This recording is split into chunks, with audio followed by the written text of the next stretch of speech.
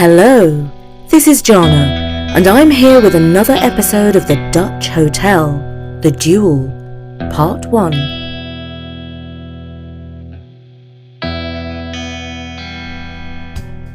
Norman was the new chauffeur at the Dutch Hotel. He lovingly cared for the hotel's 3 luxury cars, including a Rolls-Royce Silver Shadow. But he himself didn't own a car. He lived a few miles up the road from the hotel in Kilburn and rode to work on his electric scooter. Dave, one of the bellhops, went one better and had an electric skateboard which he used in Hyde Park, where he effortlessly sailed past all the foot-powered skateboarders. Now, as you may know, the Dutch Hotel was managed by Alan and his wife Angeliki. Their 2 children, Yogi and Nafsi, both wanted electric scooters or skateboards for their birthdays, and their mother said, "No, absolutely not," because they were way too dangerous, especially in central London with all the hostile traffic. In fact, strictly speaking, e-scooters weren't yet legal on the roads, not even in the cycle lanes, and certainly not on the pavements.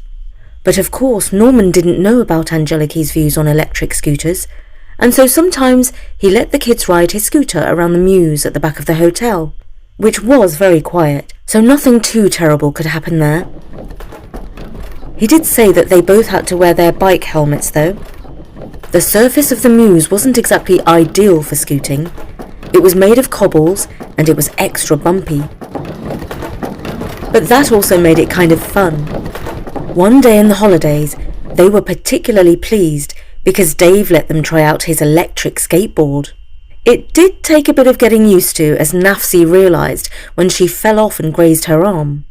She hoped her mum wouldn't notice when she got back to the apartment at the hotel. While Norman was in the garage polishing the angel on the bonnet of the Rolls, Nafsi and Yogi tried a race to see which was fastest, the skateboard or the scooter.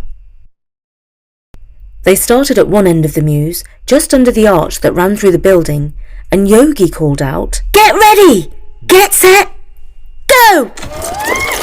And off they went, bumpity-bump over the cobbles, both laughing, with Nafsi on the skateboard in the lead by a nose.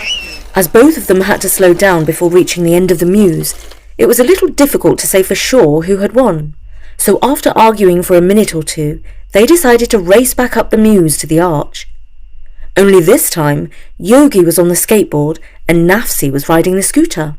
When they had swapped vehicles, Yogi looked around and said, "That's odd. Does the mew seem different to you?" "Well, yes, it does," agreed Nafsi. "The door to the garage is green, not white, and somebody's hung some washing up on a line. They like baggy clothes, whoever they are." They rode back up the arch, not racing, but at normal speed. Even before they took a look down the street, they heard the clip-clop of horses' hooves. That wasn't totally unusual. Horses do live in London, but when they went through the arch, they both saw something that they had only seen in a Sherlock Holmes movie. The horse was pulling a 2-wheeled hansom cab, a kind of horse-drawn taxi, and the driver was sitting high up behind the cab wearing a cloak and a broad-brimmed hat to keep the drizzling rain off his face. "Do you know what I'm thinking?" asked Yogi. And Nafsi replied, "Yes, because I'm thinking the same. Nothing is like it usually is. There should be a double yellow line along the road, and there isn't. Look at the street lights, Yogi. They're different. They're made of iron and have glass lamps at the top. You see that girl over there?" Yogi looked at where Nafsi was pointing, and they saw a girl sweeping the steps of a house across the road, but she was wearing a very old-fashioned black and white uniform.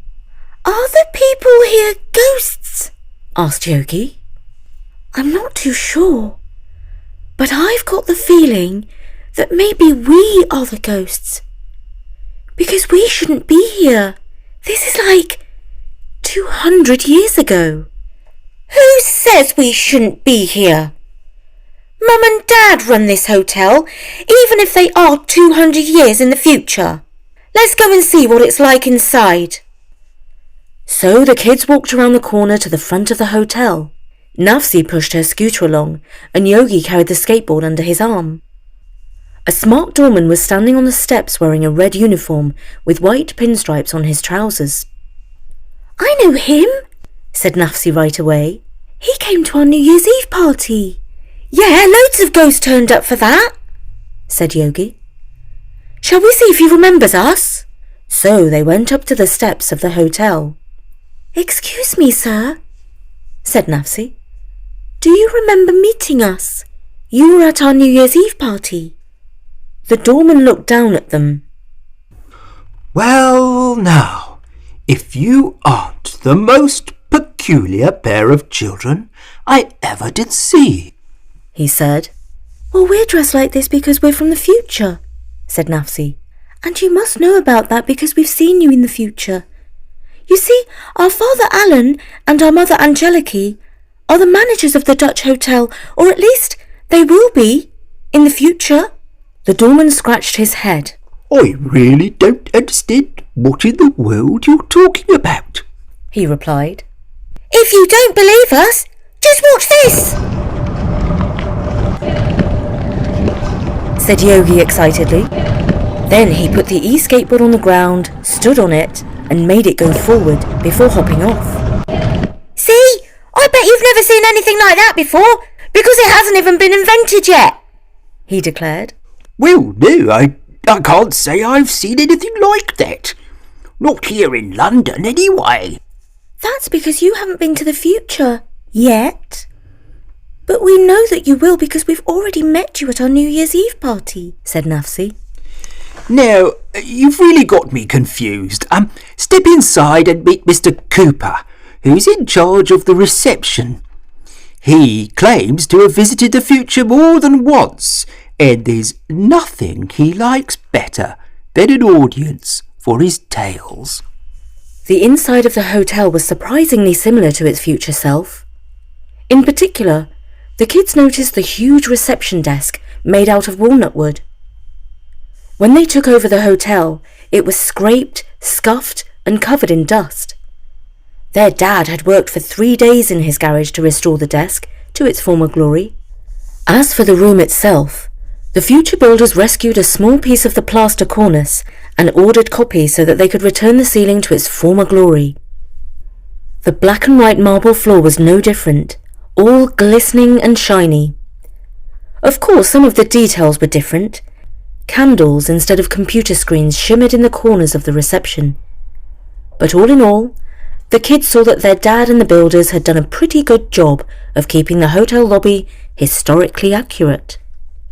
Mr. Cooper himself stood behind the reception desk. His appearance was not exactly warm and welcoming, as would be required in a modern hotel. If anything, his foreboding appearance might make you want to turn around and head straight home. Yogi thought he looked like an angry head teacher. You couldn't fault him for his smartness, though. He wore a dark suit with a wing collar and burgundy red tie. Mr. Cooper, sir, said the doorman. You may be interested to meet these two peculiar-looking but highly respectable young persons, seeing as they say they have come directly from the future. The expression on Mr. Cooper's face changed immediately. All of a sudden, he was wearing a friendly smile. Well, if it isn't Miss Nafsi and Master Yogi, what a delightful surprise. What brings you here to the present day? Well, sir, we came here by accident, said Nafsi. Just like I did when I met you in the future. You know, Edward, he said, turning to the doorman. The future is the most remarkable place. Miss Nafsi and Master Yogi could tell you about 1,000 marvels that would make your head quite dizzy with disbelief. And it is all true. They've demonstrated their vehicles, sir, said the doorman. that move by themselves without any pushing or pulling. Most remarkable, said Mr. Cooper. Excuse me, sir, said Yogi, but I think this is the first time that we've met you. We've seen Edward the doorman at our New Year's party, only he doesn't remember seeing us. Ah, yes, said Mr. Cooper, tapping the desk. It can get all very confusing. I do believe that when I met you last, you were a little bit taller than you are now. Well, that would explain it, said Nafsi. We only moved into the hotel a few months ago. We're probably going to meet you a bit later. And although we've already met Edward, he hasn't had time to meet us yet. If that makes any sense? Yes, I believe it does, said Mr. Cooper. Well, what can I do for you two? Would you care for some tea and cake? That would be very nice, thank you, said Nafsi. We've had Victoria sponge cake before, but we've never had real Victorian cake. So you're in for a treat, said Mr. Cooper. Take a seat in the drawing room. Edward will show you the way, but of course you know where it is. You live in the hotel, or you will do in about 170 or so years from now. The kids thanked Mr. Cooper and went through the double doors into what was called the Amsterdam Room in the modern era. The name was supposed to evoke the Dutch history of the hotel.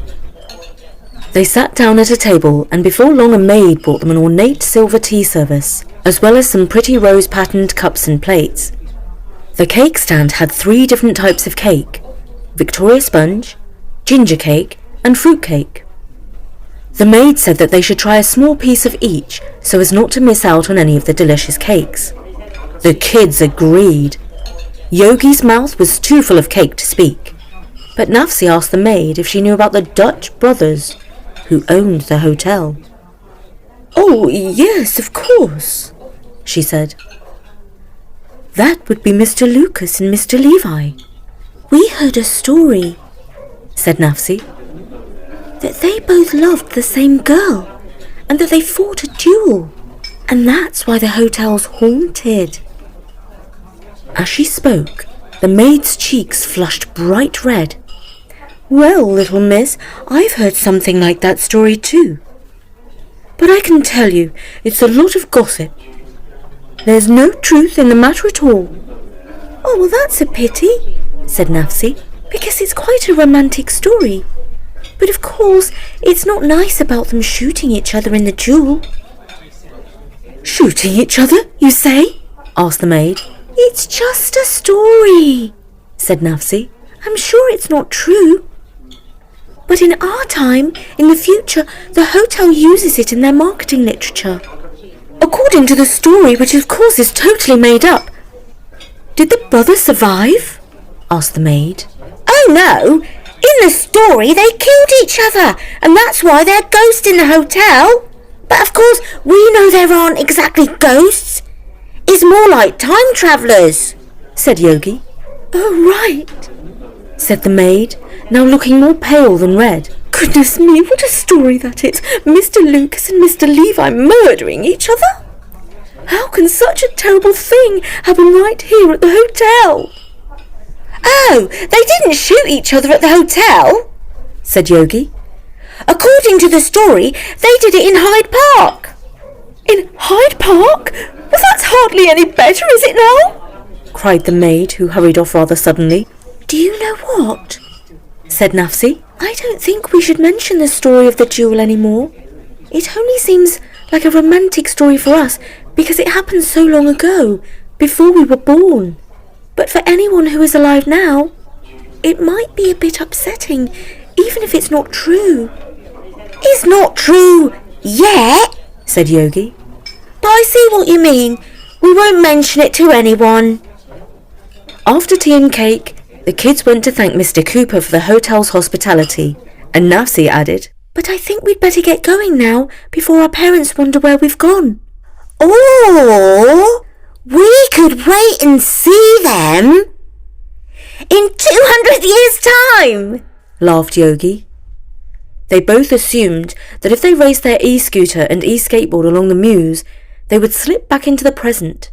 But however much they raced, they were still stuck in the past. Eventually, they gave up and returned to the lobby to explain their predicament to Mr. Cooper.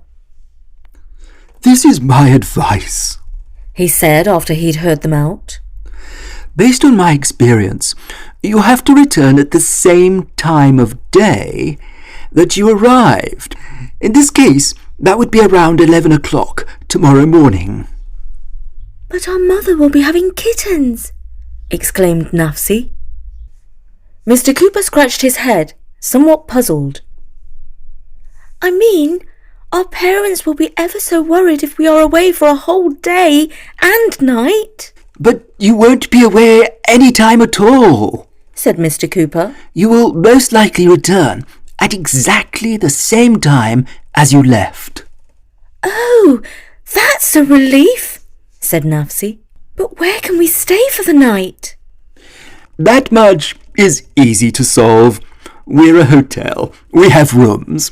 But we don't have any old-fashioned money, said Yogi, pulling a modern £1 coin out of his pocket. Pay? Why should you pay? You live in the hotel, albeit about 170 years in the future. Now, let me see. We have the Princess's Suite available for Miss Nafsi, and the Prince's Suite available for young Master Yogi. I trust that you will find your stay with us comfortable, even if the conveniences of the year 1855 are somewhat primitive compared to the scientific improvements of the future. Well, we know that you have better cake than what we are used to, so I expect that everything else will be just as good. I do so hope your confidence in us will prove justified. Their confidence was much more than justified. The Dutch hotel of 1855 was as luxurious as any modern hotel. Although, in order to have a bath, you had to ring a bell and ask the valet or maid to bring hot water in buckets. The staff laid out clothes so that the children would not look conspicuous in their modern dress. The clean and freshly clothed children ate a huge dinner at the dining hall. The plates and silver platters kept on coming. Soup, fish, roast pheasant, green beans, berries, treacle pudding and pastries. The kids were waddling back into the lobby when they saw two young men coming down the wide staircase. They instantly knew who they were, because they were identical twins. They had to be the Dutch brothers who owned the hotel. But they were not on brotherly terms. In fact, they were arguing loudly in a foreign language. When they reached the ground floor, one of them pushed the other. The one who was pushed grabbed an ink pot off the reception desk and hurled it at the other. His blue coat was covered in ink. Then there followed even more shouting, shoving, and words that were presumably not very polite. It ended up with one of the pair shouting in Cooper! English, Find us pistols and seconds for tomorrow. I shall shoot my brother dead, or I shall take a bullet from him. And that was the first part of the Duel in our series, The Dutch Hotel. Do you think the brothers will shoot each other? Tune in soon to Story Nori to find out.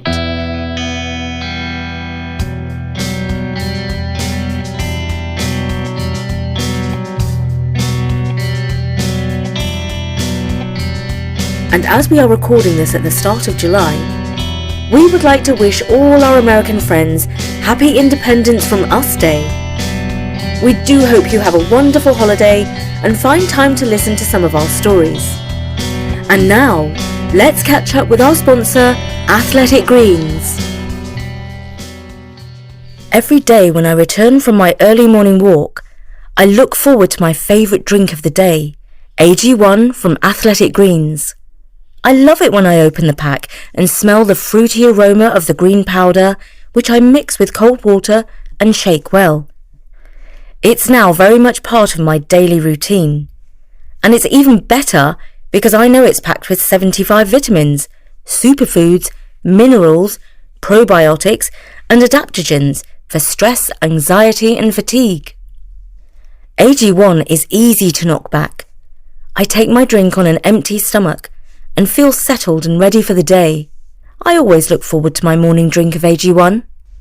It really is a great way to boost your immune system.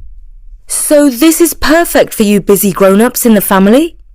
It's time to reclaim your health and arm your immune system with convenient daily nutrition. It's just 1 scoop in a cup of water each morning. That's it. No need for a million different vitamins and supplements to look out for your health. To make it easy, Athletic Greens is going to give you a free 1-year supply of immune-supporting vitamin D and 5 free travel packs with your first purchase. All you have to do is visit athleticgreens.com/story. Again, that is athleticgreens.com/story to take ownership of your health and pick up the ultimate daily nutritional insurance. And now, here's Bertie with a poem for summer. Bed in Summer by Robert Louis Stevenson. In winter I get up at night and dress by the yellow candle light. In summer, quite the other way, I have to go to bed by day. I have to go to bed and see the birds still hopping on the tree, or hear the grown-up people's feet still going past me on the street. And does it not seem hard to you when all the sky is clear and blue, and I should like so much to play, to have to go to bed by day? And that was Bed in Summer by Robert Louis Stevenson. It reminds me of my own childhood. My father was very English, perhaps a bit Scottish, and very strict, and he made me go to bed at 6 o'clock in the evening in summer. And I remember just how light it was, and the curtain was rather thin, and all the sunlight came pouring through, and honestly I did not go to sleep for a long, long time, and I kind of told stories to myself. Maybe that is when I started my kind of story writing mode. Anyway, I very much hope that you enjoyed this episode of The Dutch Hotel, and we shall tell you what happened in the story of The Duel. From me, Jana. See you next